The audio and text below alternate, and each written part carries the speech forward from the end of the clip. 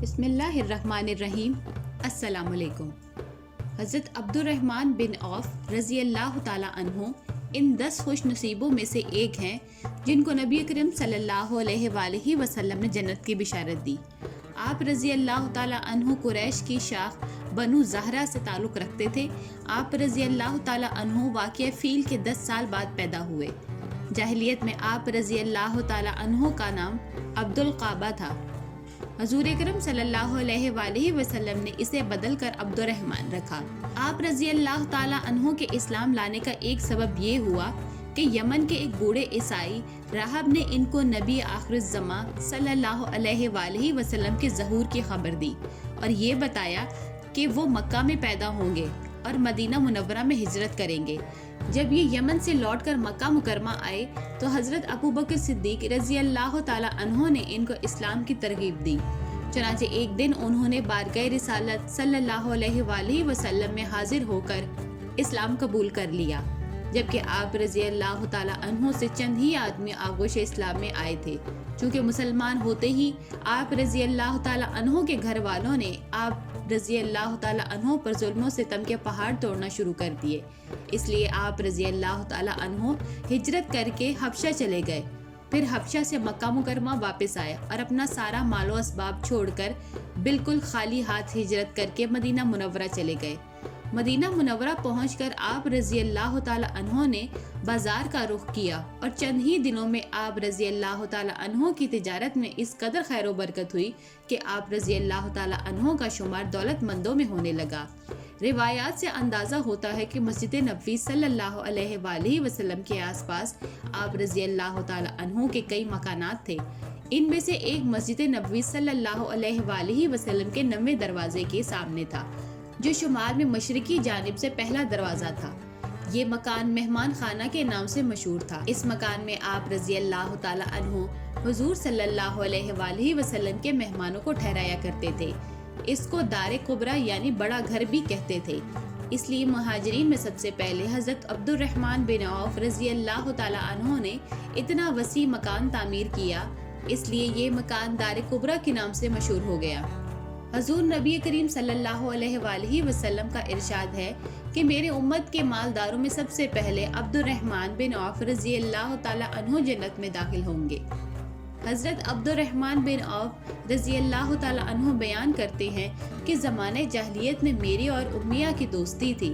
جب رسول اللہ صلی اللہ علیہ وآلہ وسلم نے میرا نام عبد القعبہ سے تبدیل کر کے عبد الرحمن رکھا تو امیہ نے کہا، کیا تم محمد صلی اللہ علیہ وآلہ وسلم کے کہنے پر ماں باپ کا پسند کیا ہوا نام ترک کر دو گے؟ یقیناً ترک کر دوں گا، میں نے جواب دیا، لیکن میرے لیے رحمان ایک اجنبی سا لفظ ہے۔ امیہ نے کہا، اس لیے میں تجھے عبد الرحمن کے بجائے عبداللہ کہا کروں گا۔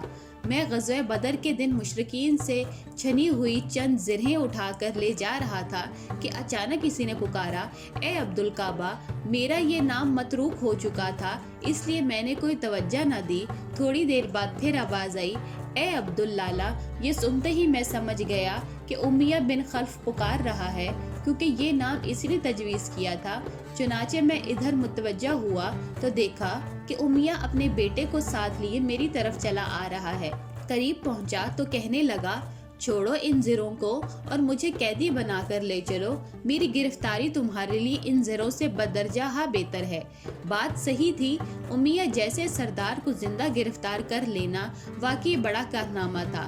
چنانچہ میں نے زرہیں وہیں پھینک دی اور باپ بیٹے کو پکڑ کر چل پڑا۔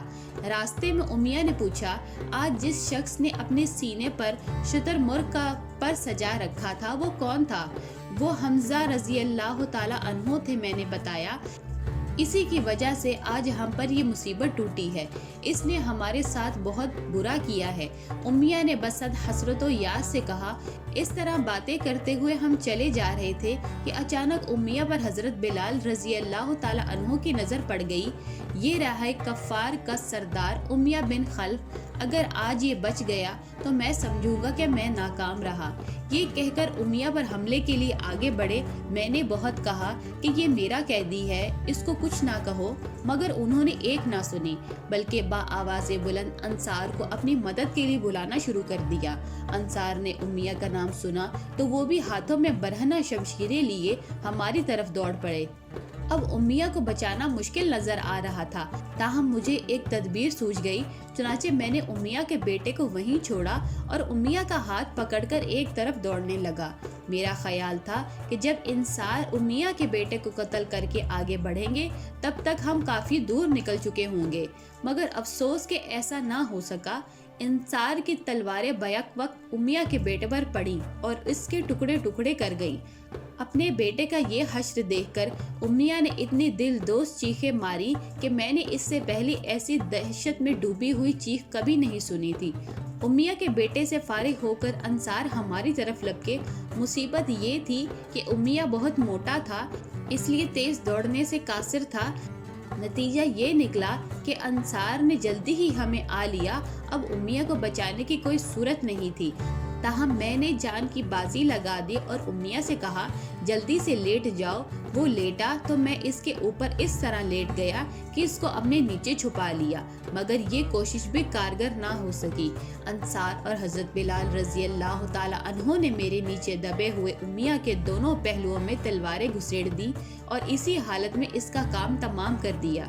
یہ واقعہ بیان کرنے کے بعد حضرت عبد الرحمن بن عوف رضی اللہ تعالیٰ عنہ کہا کرتے تھے، اللہ بلال پر رحم کرے، ان کی وجہ سے اس دن میں زرہوں سے بھی محروم رہا اور امیہ کو گرفتار کرنے بھی ناکام رہا۔